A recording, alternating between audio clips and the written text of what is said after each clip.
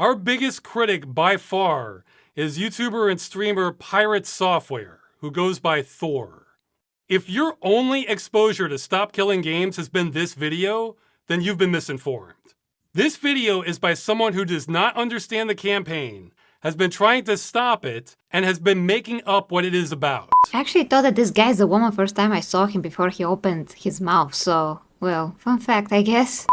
I am not saying that lightly. I will prove it in a minute. Now you might be thinking, okay, so some YouTuber got something wrong on the internet. So what? See, that was my thinking too. The problem is how incredibly influential this YouTuber has been. Remember that list of coverage on the campaign? Well, best I can tell, Thor's coverage has been bigger than literally anyone else on those lists, except Asmongold. And the only video Asmongold had on this bigger than Thor's was about Thor's video. So for all practical purposes, Thor here has been the #1 voice on the campaign, and he's been lying about what it is. So you might have heard of this case here that we're going to talk about today. I wanted to make a video and to basically show you how things are. I had to watch 500 hours of content from both sides and other fellow YouTubers that did videos on this just to get the full picture, and this is still ongoing thing. This guy Pirate Software that is talking against game preservation, basically. If you are not paying attention, you can totally be confused because he sounds, well, at least on the first hearing, he sounds like he knows what he's talking about. And that is why it's so important to have videos like mine which explain what the heck is happening. Of course, there's many videos like that, but I don't find all of them very understandable. So thus, I'm making my own version of this, and hopefully if you haven't heard of this issue, you can now get the correct idea about what heck is happening. First of all, guys, this guy Ross, who is from the channel Accursed Farms, has been advocating, he actually launched a campaign for game preservation. And he has a petition that has to be signed, it has to pass 1 million in order for the EU, the European Union, to consider passing a new law that's going to protect us as gamers. Because if you remember, the thing with The Crew happened, this Ubisoft game that was just shut off. It was taken from people's hands. If you bought The Crew, you no longer have access to it. I also played the game. I never actually bought it. I think I wanted to get The Crew 2, but whatever. The point is that if you ever wanted a game, you bought it. It's single player with servers. Basically, it's both single and multiplayer, like The Crew is, and all of a sudden, the game studio decides that they just gonna shut it off. You have no rights as a consumer, no rights as a gamer. So Ross wants to protect you, wants to protect all of us as gamers, and he has this petition. Now, the petition right now, it is halfway there. If you want to support this, I would encourage you to go sign it, especially if you live in the European Union, which I do. So me, as a European citizen, so to speak, I will sign it. I'm advocating for everybody to sign it. And of course, I'm going to post this over my social media. Hopefully, I get more people to sign it. With that being said, guys, Ross has a few videos on this, which he explains all the different nuances, details that you have to know about what this petition means. And if those new laws to protect consumers get passed, what would that mean for developers and all those things. So if you want to know all of this, he is getting into details, but you also have to watch the videos that I've posted down below to get the full picture. I'm going to explain the gist of it so you know what is just and what it isn't just. I made a few points here. So first point is that what Ross is advocating for is going to apply to games in the future. So no games that actually exist now would be impacted by this new bill or whatever if that is passed. So have this in mind. This is about games that could be created with this new law in mind, so it can protect us gamers from those games expiring. There's really a lot of nuances to this because there are obviously single player games that could be preserved a lot easier than games that have an online access. And here it comes the question, how will that be done? Well, I will point your attention to some Ordinary Gamer's channel. He gave some great examples about this. Yes, I understand. Once a game falls off, like, yes, guys, Halo 3 fell off. You know what I mean? All the content in Halo 3, it's old. It's not, nobody new was coming in to make new maps, new screenshots, new anything. In fact, the community for that game on the Xbox 360 is effectively fucking dead. But preserving that community, preserving that experience is what's important, right? Preserving the game itself is what matters. Because down the road, let's say somebody wants to play or see how a game worked even, right? Like 10 years down the road, 15 years down the road, they have the option of seeing it. So when he talks about user-generated games, I want to go through some technologies that community members have made. So for instance, this is Little Big Archive. Now, if you don't know Little Big Archive is a repository for levels that users have made for a game known as Little Big Planet. Now, if you don't know what Little Big Planet is, it's a platformer game for the PlayStation 3, PSP, PlayStation 4, PlayStation Vita, and I think it might have a PS5 version, I'm not entirely sure. But the community over here created level packs, profiles, community objects, game modes, and all types of challenges. So that if you, down the road, played this game that released literally back in like 2008, 2007, you can go to all of these projects, download these community levels, and you can run them on an actual hacked PlayStation 3, or you can run them underneath RPCS 3, which is what I did.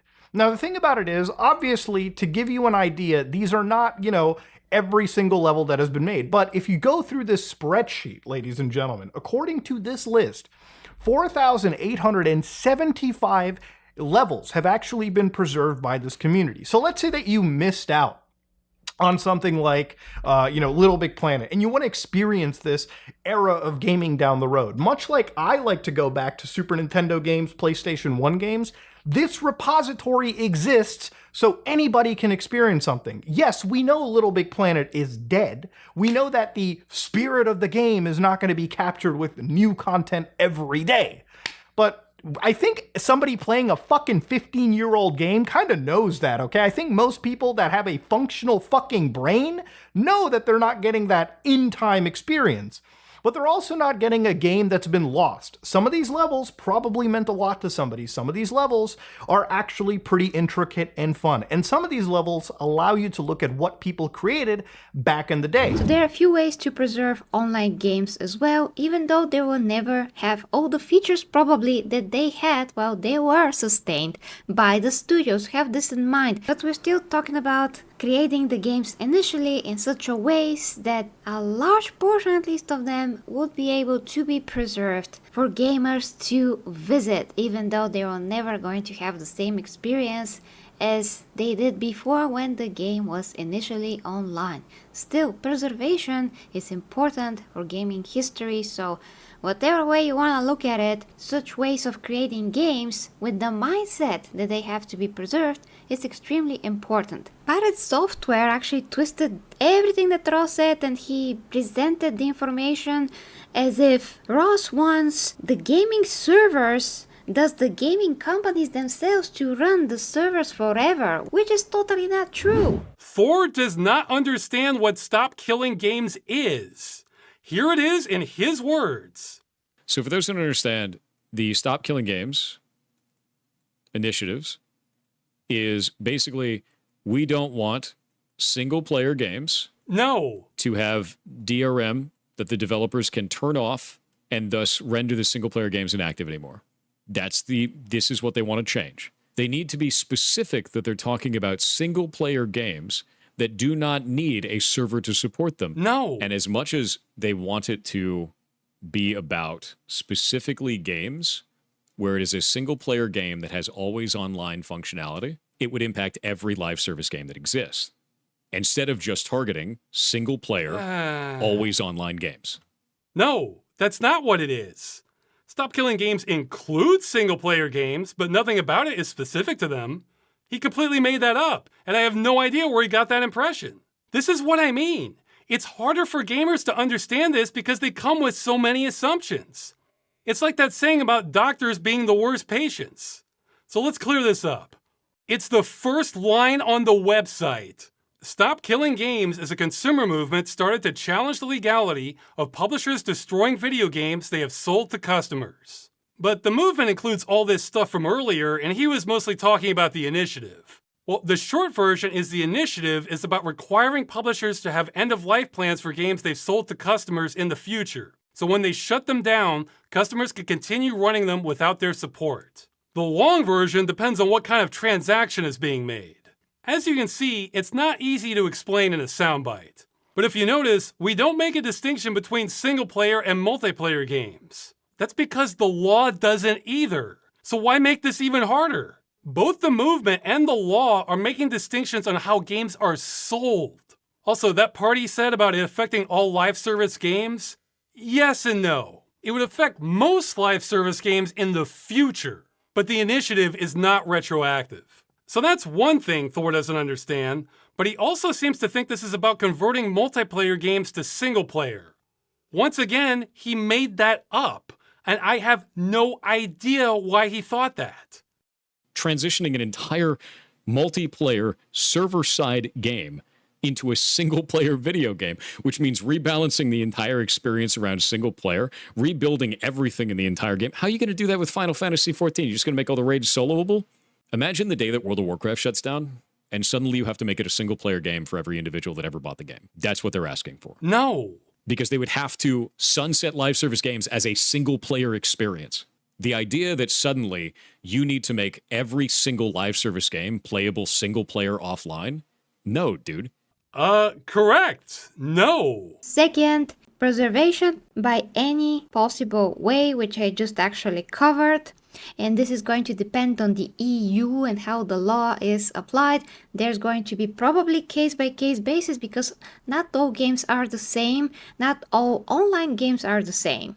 How much of an online aspect the game has, how much of a single-player aspect the game has, what does that entail? For example, I can think of Assassin's Creed Valhalla. This is a single-player game with some online elements. There are missions that you can do daily to get some opals. Those are stones with which you can buy certain parts of armor, which is pretty cool. But at the same time it isn't, because it keeps you tied to the game all the time. If you want to get this armor, you gotta keep doing these quests, or basically your own quest for searching for this freaking stone. But that is what Ubisoft do. They want you to make you buy those armor packs and not have you work for that. That is a separate topic, guys. The point is, a game like Assassin's Creed, which is mostly single player, could be just preserved if Ubisoft say, okay, you can have it. It does not require online connection to be ran. You can play it without us. You will not have those opal missions anymore. Actually, you can have them, and the game will just give you the armor pieces that are gonna open whatever. You can eventually unlock everything. That maybe could be done offline. Now, those details are really going to be case-by-case basis, what the companies can actually do, how much of the set game they can preserve. But if this law is passed, the companies will be obligated to at least initially create the game in such a way that they could be played even if the company dies, goes bankrupt or whatever. So again, that is not going to apply to current games, that is going to apply in the future. Starting the game's development with this in mind, that the game will be preserved no matter what. That is the idea here. When we're talking about that, this is just a brilliant idea. The online games with huge data will probably die anyway if players cannot download the vast majority of the content that the game have. Now, this is like about games that Ross gave example of, Flying Simulator or whatever. I myself have no idea how that could be preserved. Maybe that would not be preserved. But if this law gets passed, at least most games of most kinds could be preserved, even if that one isn't. In that case, I really don't know. This is one of those examples, but if we can preserve most games, that is what really matters. Those are the main points that are most relevant and important. Now, what happened with this guy, Pirate Software? He decided to twist the truth, come up with things that Ross never said. It was a huge mess. A lot of people listened to him. People didn't want to sign the petition. Like, he has no clue what is in this petition and what's the idea behind it. He was trying to protect gaming devs, thinking this is very bad for them, but actually it's not. It's something that they will due initially, they will still make their money. It's just that the consumer will know when those games are gonna end. And that is something that has to be discussed when it's a live service game, when this game will end. There has to be some kind of a time frame, because some games got ended in a few days, like Concord. And if you bought that, you end up with absolutely nothing. Ross gave a great example. If you buy a fridge and you don't know how much the warranty is going to last, if the fridge just breaks down as soon as you get it home and you call the company and you're like, hey, the fridge is already not working, and believe me, this happens sometimes. You just buy the fridge or TV or whatever, the company could just say, oh, sorry. That will be illegal. So gaming companies have to find a way to have some kind of a time frame, so we know if we buy a live service game, how much is that gonna last, at least to a bare minimum, so we know if we should invest money in this or not. That's just a fair thing to do. And maybe they will think about making quality games that do not get shut down like Concord, because the company was so tone deaf that they didn't know for whom they are making this game for. Who is the audience? 5 people with blue hair? Stupid crap with ugly characters and gameplay that is copied from Overwatch and all kinds of other games. We need substance, we need quality in gaming, and we need fair treatment as customers. We are the driving force. Some people actually becoming professional players, and games are art. We have to respect them more, and they have to be preserved. So this is my take, guys. Thank you so much for watching. Check your sources on your own. See what you think. Just check for yourself. One guy is advocating for preservation of games, and one guy is saying nah, and just making stuff up. So it sounds like he's correct. Ross dedicated a large percentage of his time for the good of all gamers and games in general. Mr. Pirate Software. Okay guys, watch this next. Thank you, and until next time, with me the 40k Empress, or G-Hammer Empress here. Bye bye. For the imperium must not fail. Imperium we prevail.